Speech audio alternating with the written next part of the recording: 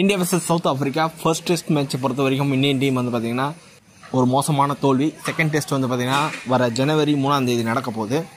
Indian டீமை பொறுத்த வரைக்கும் லாஸ்ட் மேட்ச் பிளேயிங் லெவல் நல்லா தான் இருந்தது. பட் வந்து பார்த்தீங்கன்னா ரவீந்திர ஜடேஜா இல்லை, அவர் இன்ஜுரினால வந்து பார்த்தீங்கன்னா விளையாடல. இப்போ செகண்ட் டெஸ்ட் மேட்ச் வந்து அவர் விளையாடுவாரா அப்படின்றது ஒரு கேள்விக்குறியாக தான் இருக்குது. அவர் ஃபிட் ஆயிட்டார் அப்படின்ற மாதிரி எந்த ஒரு அஃபிஷியலாக எந்த ஒரு நியூஸும் வரல. இப்போ இந்தியன் டீமை பொறுத்த வரைக்கும் ஓப்பனிங் ரோஹித் சர்மா, எஸ்எஸ்வி ஜெய்ஸ்வால் 2 பேரும் ஓப்பன் பண்ண போகிறாங்க. 1 வந்து பார்த்தீங்கன்னா சுப்மன் கில், நம்பர் 4 விராட் கோலி, நம்பர் 5 ஸ்ரேயஸ் ஐயர், நம்பர் 6 KL ராகுல், நம்பர் 7 பார்த்தீங்கன்னா ரவிச்சந்திரன் அஸ்வின். ஜடேஜா ஃபிட்டாக இருந்தால் ஜடேஜா அந்த இடத்துக்கு வந்துருவார்.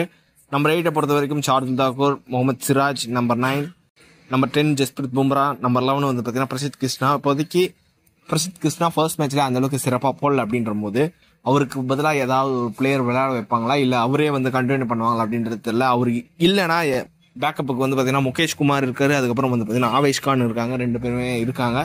ஒருவேளை பிரசித் கிருஷ்ணா டிராப் செய்யப்பட்டா அவங்க 2 பேர்ல யாரும் ஒருத்தர் விளையாடுவாங்க.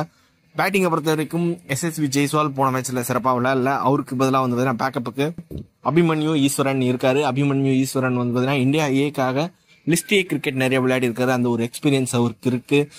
மேஜராக அவருக்கு தான் ஃபர்ஸ்ட் சான்ஸ் போயிருக்கணும். ஆனால் வந்து பார்த்தீங்கன்னா ஐபிஎல் ஃபேமஸ்னால வந்து பார்த்தீங்கன்னா எஸ்எஸ்வி ஜெய்ஸ்வால், அதுக்கப்புறம் சுப்மன் கில்லுக்கெல்லாம் வாய்ப்பு ஸ்ட்ரெயிட்டாகவே கிடைச்சிருக்கு. இதுதான் உண்மை.